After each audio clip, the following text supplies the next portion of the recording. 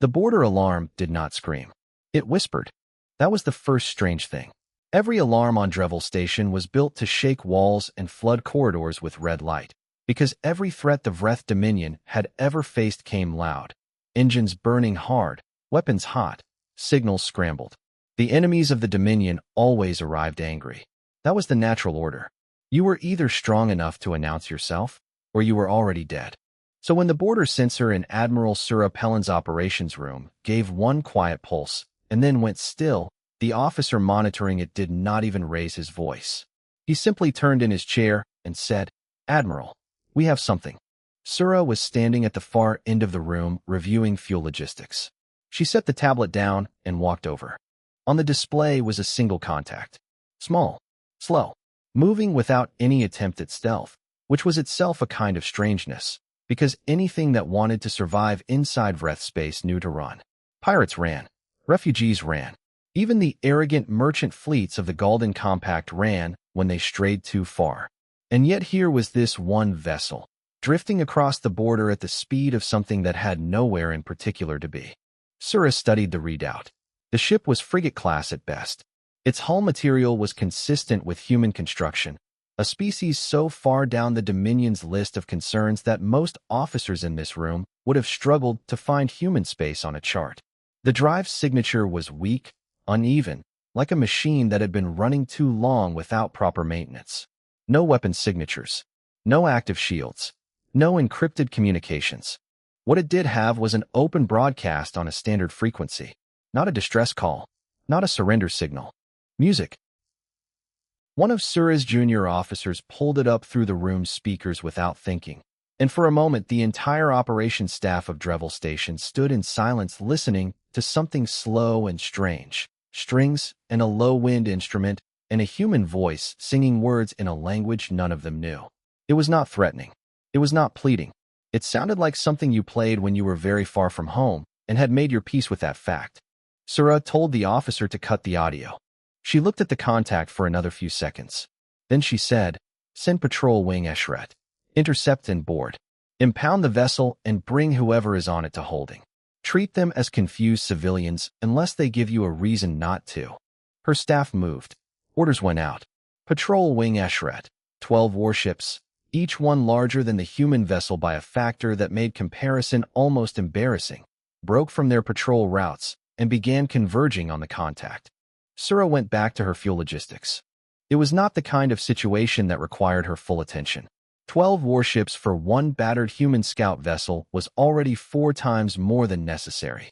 Whatever lost or foolish crew had wandered across the border would be in a holding cell within the hour. The incident would be filed, and life on Dreville Station would continue exactly as it always had. 40 minutes passed. Then an hour. Patrol Wing Eshret did not report in. Sura noticed it the way you notice a sound stopping. Not immediately, but in the moment when the silence becomes its own kind of presence. She walked back to the display. The 12 green icons that represented Patrol Wing Eshret were still on the map. They had not moved. They were sitting in a rough cluster at the intercept coordinates, close enough to the human vessel's projected position that they should have been boarding it by now. She tried to raise the wing commander on direct channel. Nothing. Not interference. Not delay. Just the flat, clean silence of a channel that was open and receiving and had no one on the other end. She tried the wing's second vessel. Silence. Third. Silence. She went through all 12 in under 2 minutes. Not one of them answered. "Pull me their last telemetry," she said. Her voice was level. She had been an admiral for 19 years, and she had learned that a level voice in a room full of people was worth more than any order in a moment like this. The telemetry came up. It showed the wing closing on the human vessel, formation tight and correct. The lead ship had hailed the contact 17 times in standard and 2 other trade languages. No response recorded.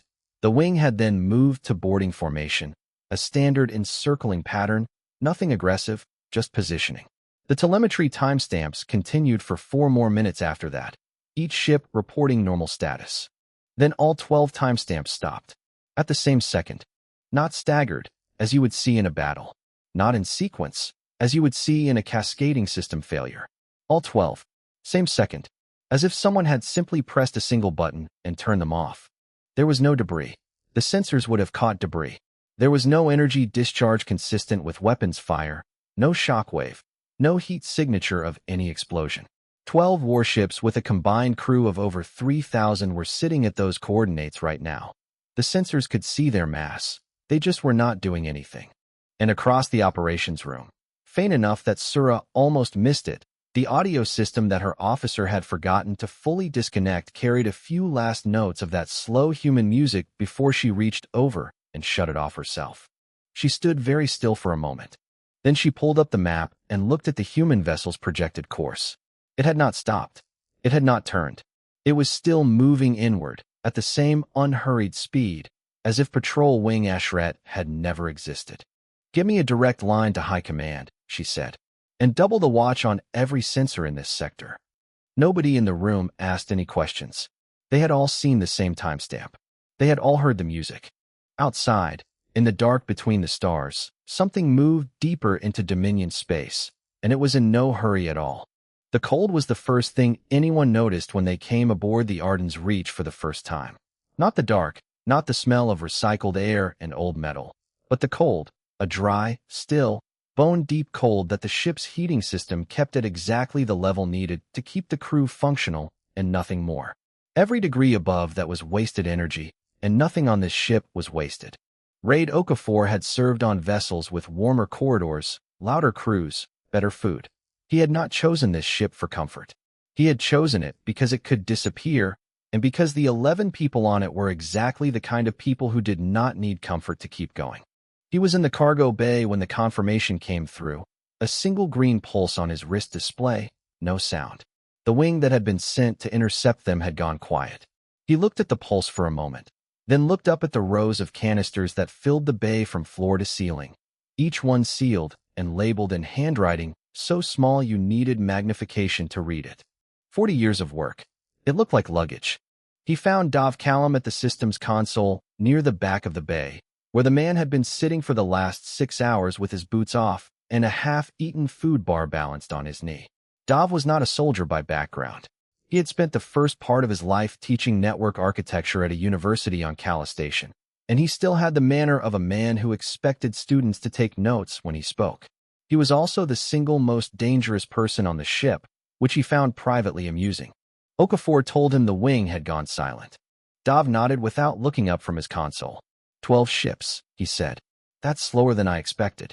I thought they'd send fewer first. He moved something on the display. The quarantine broadcast is running clean. They'll read their own wing's distress codes, which means they won't approach. Nobody wants to fly into a quarantine zone. How long before they figure out it's not a real quarantine? Dov thought about it. They'd need to physically board one of the ships. They'd need someone to go EVA in a suit, bypass the external hatch manually, get inside, and then spend a few hours working out why the systems won't respond to any command input. He picked up the food bar and took a bite. Days, I'd say, if they're motivated. Longer if they're afraid. They'll be afraid, Okafor said. Yes, Dov agreed. That's useful. The plan, if you could call it that, it was more like a very long argument that had eventually reached a conclusion, had not been designed in a week or a month. It had been designed across 4 decades by people who were mostly dead now, worked on by their children and their students and the students of their students, passed through 17 different planning committees and 3 full rebuilds when new information changed the picture. The current version, the one sitting in Okafor's cargo bay, was the result of all that patience made physical. The Vreth Dominion had built an empire on the assumption that bigger was better. Their warships were enormous. Their stations were enormous. Their communication network was the most powerful in the known galaxy. Thousands of relay nodes, hardened against attack, designed to survive bombardment by capital-class weapons. It was genuinely impressive engineering, and it had one flaw that was invisible until someone looked at it from exactly the right angle. It had never been designed from the inside out. Every defense the Dominion built assumed the threat was coming from outside. External shields, external weapons, external jamming. All of it pointed outward. The interior architecture of their systems trusted itself completely. Why wouldn't it? No one had ever gotten inside. If you were inside the network, you were Vreth, and if you were Vreth, you were trusted. The canisters in the cargo bay did not contain weapons. They contained code, long, patient, deeply informed code that had been written using 40 years of intercepted Vreth transmissions, technical documents, maintenance logs, and system architecture files. It had been written to sound exactly like the Dominion's own systems talking to themselves. And once it was inside the network, it would be trusted, because that was what the network did. Dov had spent 11 years on the final version. He called it, without any drama, the key. Okafor walked the length of the cargo bay slowly, the way he sometimes did when there was nothing left to adjust, and the only thing left was to let the thing run. He stopped at one canister near the end of the row. The label on it was in his own handwriting, written the night before they launched. It said, Aldris Station, population 4,612. He had been 9 years old when the Vreth came to Aldris.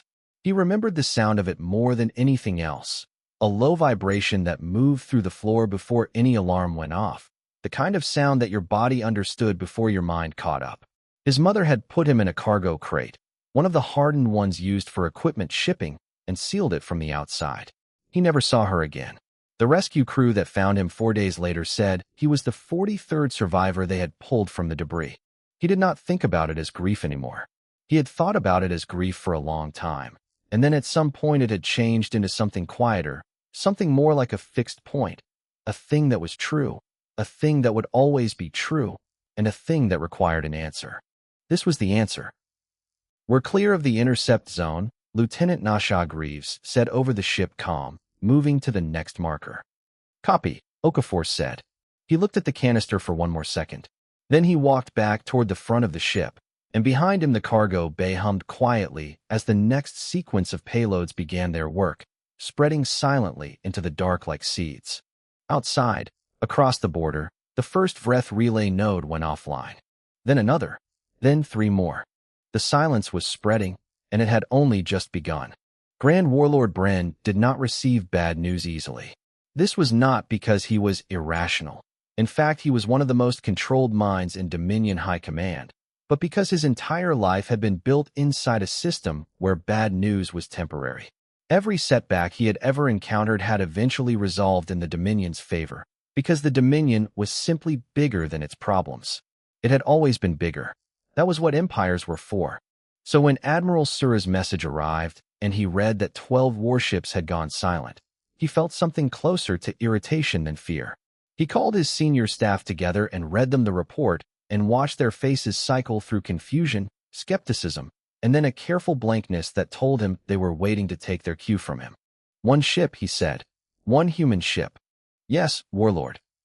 He looked at the star map on the table. Drevil Station. The border. One small contact drifting inward like it owned the space it was crossing. He tapped the map twice with one finger, which was what he did instead of letting himself feel the irritation. Then he gave the order that was the only order an empire knew how to give when its authority was questioned. He sent everything. Battle Group Vasher. Battle Group Ondrin. Battle Group Tirith. Over 200 vessels between them, the kind of force assembled for system-breaking operations, for ending civilizations that needed ending. He put Sura in command of the response fleet because she was on site, and because she was competent, and he told her to find the human ship, take it apart piece by piece if necessary, and bring him whatever passed for a commander on the other end. What he did not tell her was that he was already getting a second set of reports, quieter than the first, from the network relay stations east of Drevil. 3 of them had gone offline. Then 5 more. The reports came in at irregular intervals because the stations that would normally carry those reports were themselves going dark, which meant each new silence carried its own message, a message about the silence before it. He told his communications director to route everything through the capital's primary arrays and keep the information contained to high command. No point in letting the wider Dominion know that something unusual was happening before he had answers. He still believed he would have answers soon. Sura's fleet arrived at the intercept zone in formation, tight, disciplined, 200 warships moving as one body, the kind of sight that had ended negotiations and started surrenders across 100 worlds. The sensor operators were feeding data to every ship in real time. Everyone was watching. The first thing they found was the wing. Patrol Wing Ashret was exactly where the telemetry said it would be.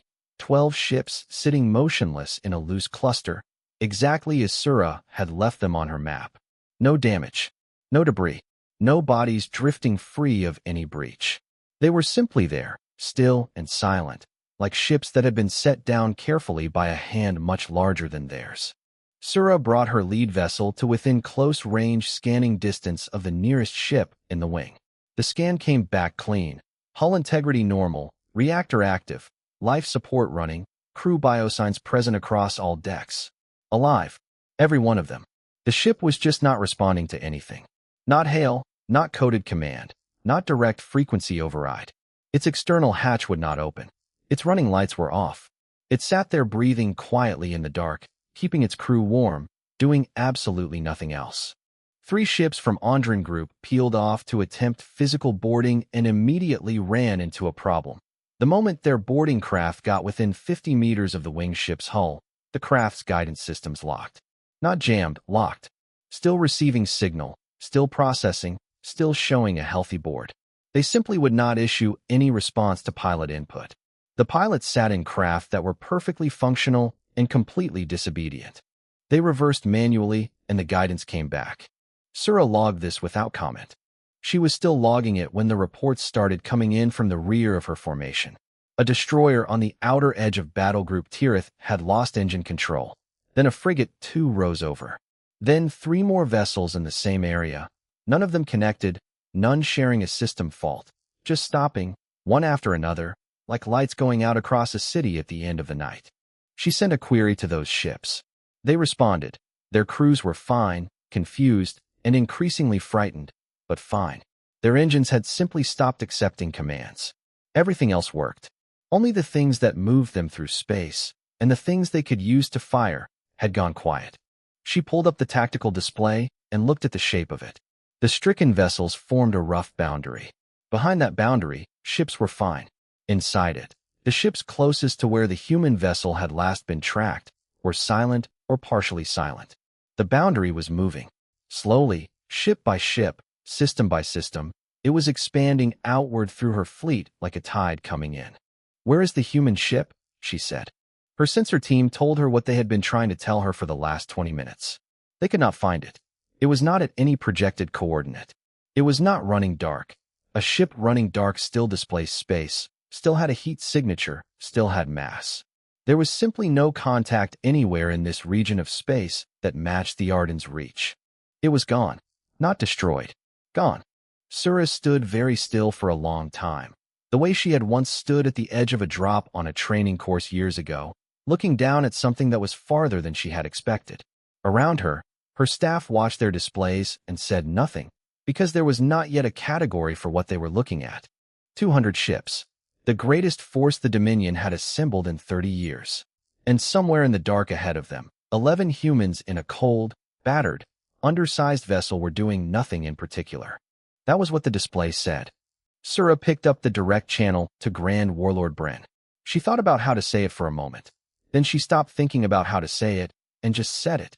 "Warlord, I am requesting authorization to open a negotiation channel." There was a long pause from the other end. "On what grounds?" Bren said. Sura looked at her display. 47 ships now. 47 ships from a 200-vessel fleet were sitting silent, locked, drifting, their crews alive and helpless inside them. And the number was still going up. "On the grounds," she said, "that we are not winning." Telovran's job had always been a small one. That was not how Outer Affairs described itself, of course. Officially, it was the Division of Frontier Diplomatic Relations, and its charter used words like expansive and critical and ongoing mandate. But the practical reality was that Tello spent most of his working days corresponding with species too primitive to be a threat and too disorganized to be useful, writing careful and courteous replies to requests the Dominion had no intention of honoring, and attending meetings that ended with no decisions because no one of real authority ever attended them. He had held this position for 16 years. He was very good at it. He was good at it the way a person becomes good at something they are quietly overqualified for, thoroughly, without joy, and with an increasingly detailed interior life that had very little to do with the work in front of him. He was in his office on the administrative tier of the capital station when the network started behaving strangely. It began with a message that would not send, a routine acknowledgement to a border species, Nothing important, but it bounced back with an error code he had never seen before. He tried the secondary relay. Same error. He flagged it for the station's technical team and went back to his other work. An hour later, the technical team had not responded. He checked their internal channel and found it silent. He tried 3 other departments. 2 of them answered normally, confused about what he meant. One of them did not answer at all, which was itself unusual, because the supply requisition office answered everything. He walked down to the communications hub on the tier below his office. The staff there were clustered around a central display, speaking in low, fast voices. When Tello asked what was happening, a junior technician turned around and said that portions of the relay network were not responding. Not down exactly, just not responding to routing commands. Tello asked which portions. The technician showed him the map. Tello looked at the map for a long time. The dark areas, the sectors with no active relay contact, were not scattered. They were contiguous, spreading outward from the border region around Dreville Station in a shape that was not random. It was moving inward. It had been moving inward for days. He went back to his office and sat down and thought about this in the methodical way he thought about most things. He had been in outer affairs long enough to have files on almost every species in the frontier region. He pulled up the human file. It was thin, not because the Dominion lacked information, but because no one had thought information about humans was worth organizing carefully. There were survey notes, some trade contact records, a population estimate that was probably outdated, and at the back, filed without particular emphasis, a security incident report from 40 years ago. Aldrich Station. Pacification operation. Outcome, complete. He read the report twice. Then he sat for a while with it open on his screen, not reading it anymore, just sitting. His terminal chimed. He almost didn't open it, because chimes had been glitching all morning. But this one had a different tone, not a system alert, not an internal message ping, but the tone his terminal made when something came in on an outside channel, routed directly to his personal address. That should not have been possible given the state of the network. The fact that it was happening meant someone had either found a path through the dark or made one. He opened it. The message was short. It said that a representative of the Human Outer Settlement Authority would be available on this channel for the next 2 hours, and that they had specifically requested contact with the Outer Affairs Division of the Dominion, and that they hoped someone with the appropriate authority would be willing to speak. Tello looked at this message. He looked at the channel address it had come from, encrypted, but with a routing header that suggested it had moved through at least 6 relay hops to get to him, some of which went through networks that were, officially, dark. He thought about what the correct procedure was. The correct procedure was to forward this to High Command and wait for direction. He began writing the forwarding message, and then he stopped, because he realized 2 things at the same time. The first was that High Command was currently managing a crisis and would not get back to him quickly. The second was that whoever had sent this message had addressed it specifically to Outer Affairs, had found a way to reach him through a network that military operations had apparently lost control of, and had asked for someone with appropriate authority. Not supreme authority, not military authority, just appropriate authority. For contact with a frontier species, that was him. That had always been him. He opened the channel. The voice on the other end was a woman's. She spoke in fluent Vreth standard without any accent, which was itself remarkable. She said her name was not important, that she was speaking on behalf of the people who had originally come from Aldrich Station and the communities they had built in the 40 years since, and that she wanted to explain what was happening and why. Tello said he was listening. She spoke for a long time. She was precise, unhurried, and specific in a way that left very little room for misunderstanding. She explained what the network disruption was, and how it worked, and how far it had spread.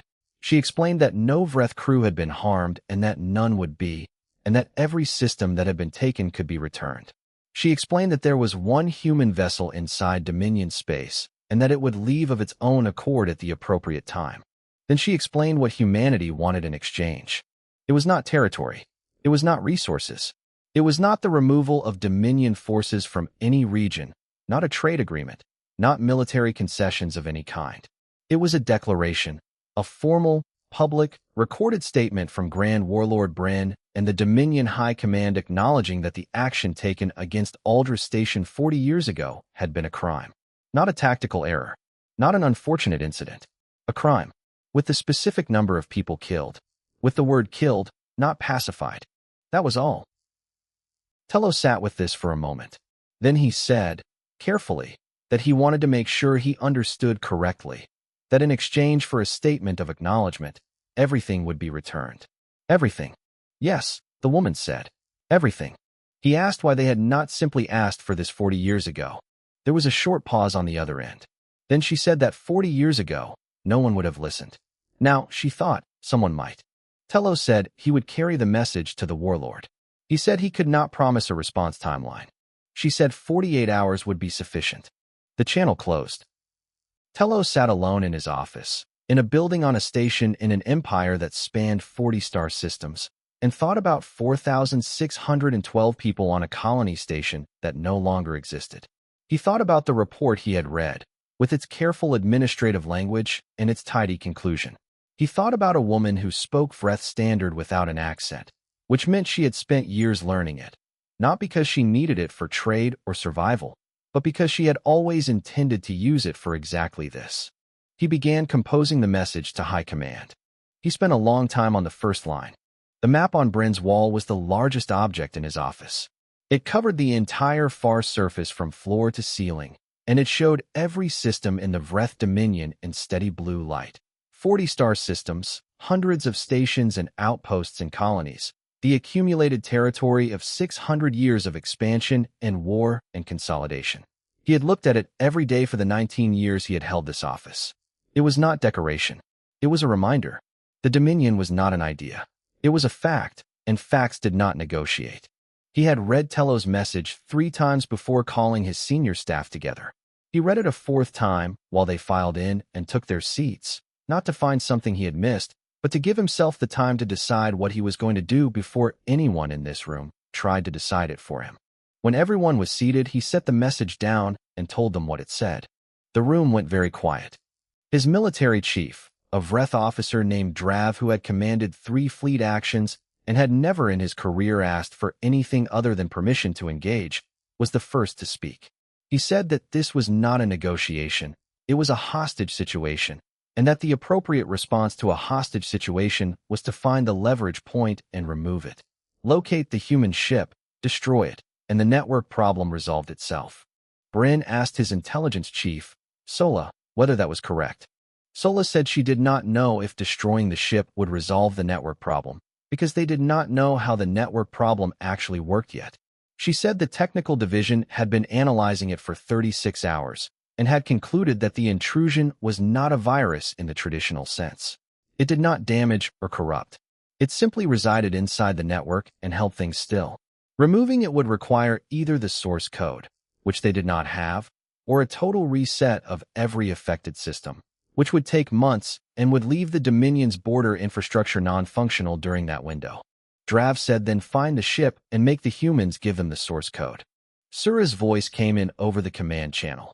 She was still on station at the intercept zone, and she said, quietly and with the precision of someone who had been watching the actual situation for days rather than reading reports about it, that they had been trying to find the ship for 90 hours. It was not in any position their sensors could reach. It had not made any error they could track. The humans, she said, had not made a single mistake in this entire operation. She did not think they would start now. Bryn let the silence settle for a moment.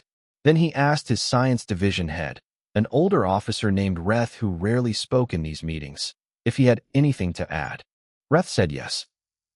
He explained what his team had spent the last 2 days working on, not the network problem, but the question underneath it. How had the humans built something capable of moving through Vreth infrastructure as if it belonged there? The code they were looking at was not crude imitation. It was deeply, specifically accurate. It used Vreth system architecture in ways that required not just technical knowledge, but historical knowledge, the kind of understanding that came from watching a system grow and change over decades. The source, Reth said, was almost certainly Aldra's station. Bryn looked at him. Reth pulled up a file and put it on the room's shared display. He explained that Aldra's station had been, officially, a small civilian colony, resource extraction, population under 5,000.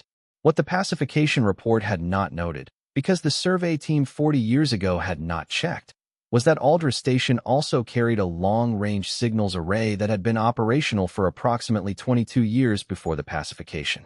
That array, pointed at Dominion space, had been receiving VREF transmissions for 2 decades. Technical signals, administrative signals, military signals, everything that moved through the Dominion's networks in that era.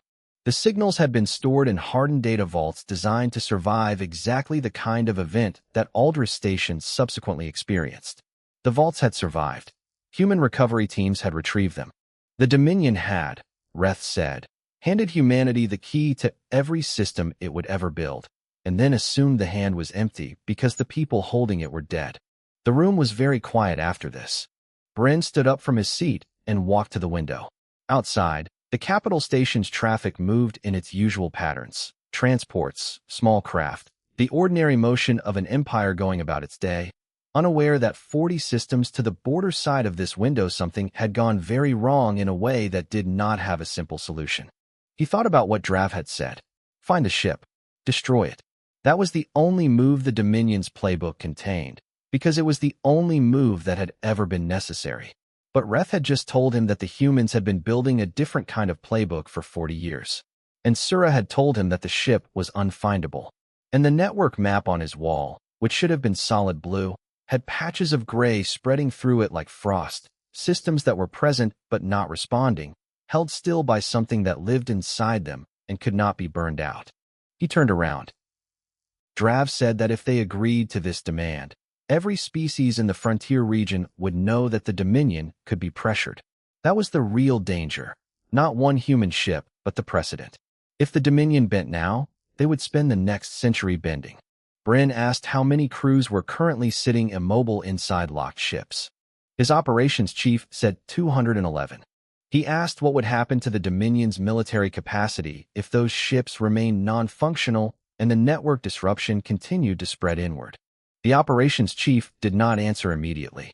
Then he said that within 60 days, the border sector's defensive infrastructure would be effectively non-operational. Within 90 days, supply lines to 7 outer systems would be degraded. Within a year, Bren held up his hand. He had heard enough. He thought about Drav's argument, about precedent, about the image of an empire that never bent. It was a real argument. It had real weight.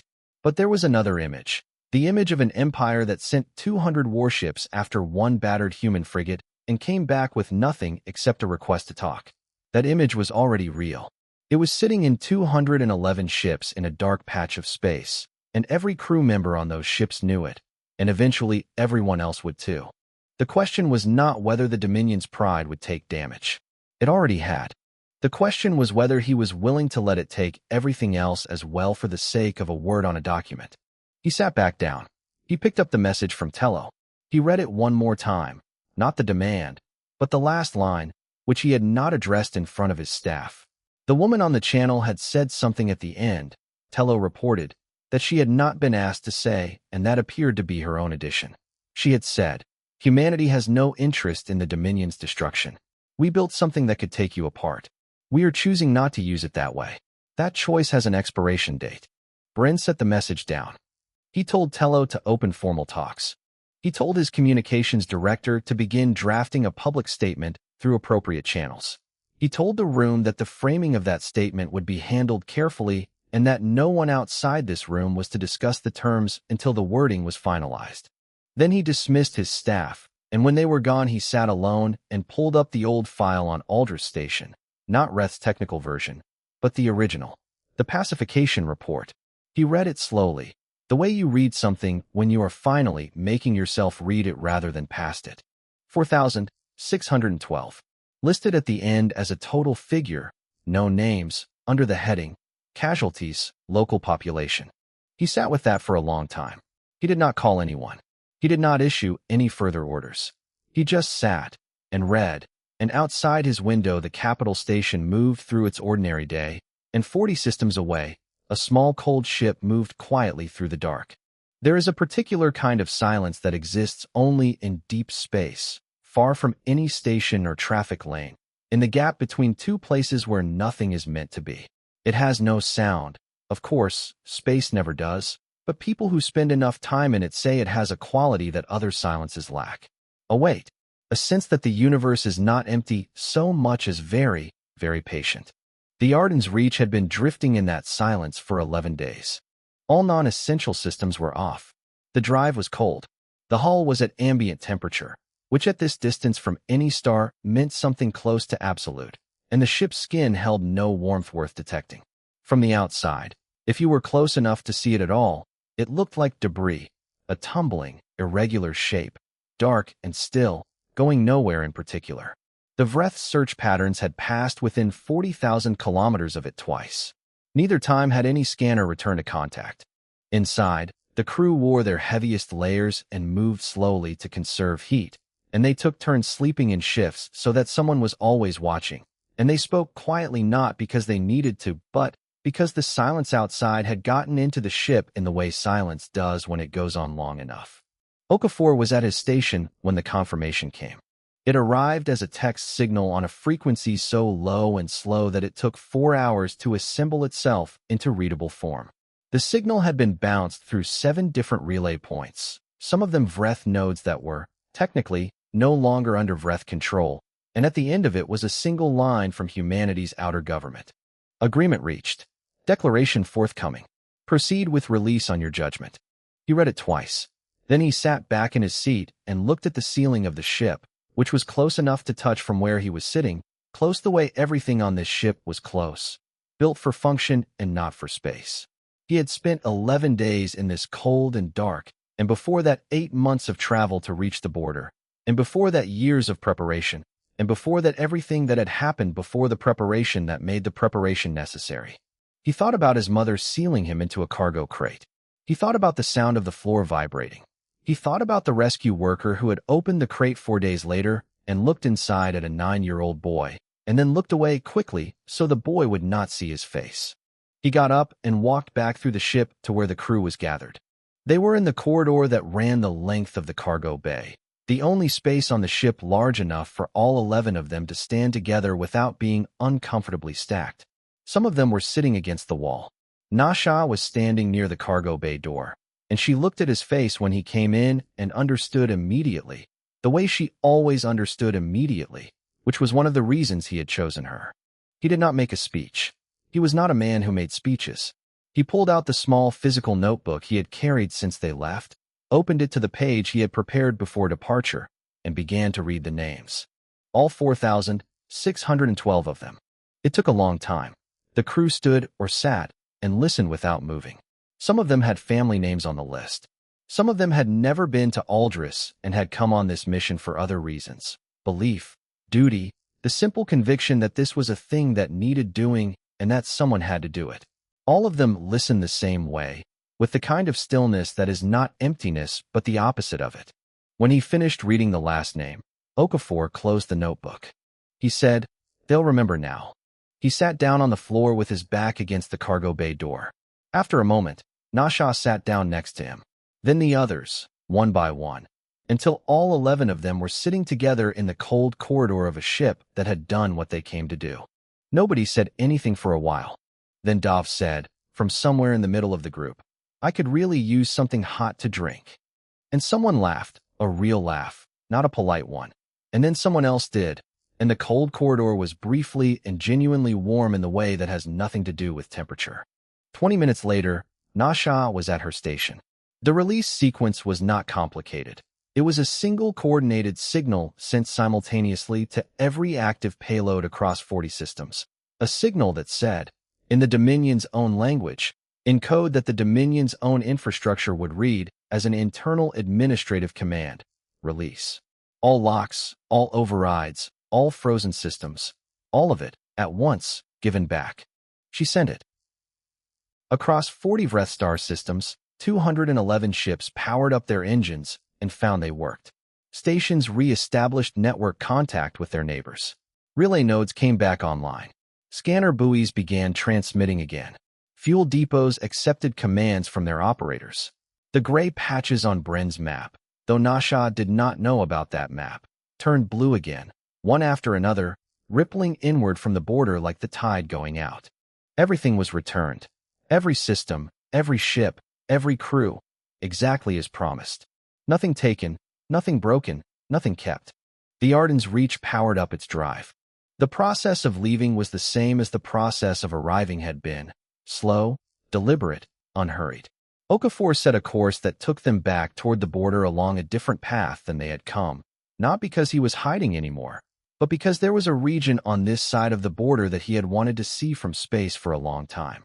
He stood at the forward viewport for most of the transit, looking at a star that was nothing remarkable, mid-size, yellow, ordinary, which had, 40 years ago, been the center of a small solar system where a colony had existed. The colony was gone. The star did not care.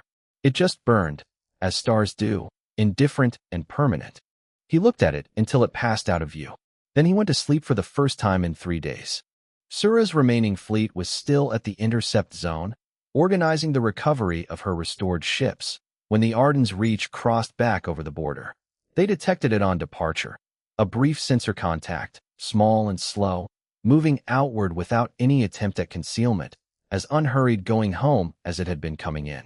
2 ships from her fleet moved to intercept. By the time they reached the border, the contact was gone. Not destroyed, not cloaked. Just across the line and into the dark of open space beyond Dominion territory, where the Vreth could not follow without starting something that Sura was now very certain they did not want to start. She recalled the intercept ships. She stood at her own viewport for a while, looking at the border that an 11-person crew in a battered frigate had made completely meaningless for 13 days. Her aide came to her with the incident log and asked how she wanted to classify the event. Standard options were listed: hostile incursion, territorial violation, espionage operation, act of war. Sura looked at the list. She thought about 12 ships sitting dark and undamaged. She thought about 211 crews who were alive and sitting in functioning vessels right now because a group of humans had decided they should be. She thought about a declaration being drafted somewhere in the capital, carefully worded, she was sure, with the kind of language that admitted the minimum and preserved the maximum, but real, existing, permanent in the record, because of 11 people in a cold ship who had been patient enough to wait 40 years for it. She took the stylus from her aide and crossed out all the standard options. In the notes field she wrote, diplomatic contact, resolved bilaterally. Her aide looked at this. He started to say something. She handed the log back to him and walked away, and he did not ask again. In the official records of the Vreth Dominion, the incident was filed as a navigational irregularity along the Drevel border sector, resolved through mutual communication and without military engagement. The supplementary declaration issued by Grand Warlord Bryn and High Command was attached as an administrative document, worded with the care of people who understood they were saying something that could not be unsaid. In the records of humanity, the mission had no official name. It was referred to in internal documents simply as the Aldris response. The crew of 11 returned to ordinary life afterward, most of them, and did not give many interviews. Okafor spent several years teaching at a navigation school before retiring to a small station in the outer settlements. He kept the notebook. He never spoke publicly about what had happened. But people talked, as people always do, and the story spread in the way true stories spread, not all at once, not cleanly, but in pieces that other people put together over time until the shape of it was clear.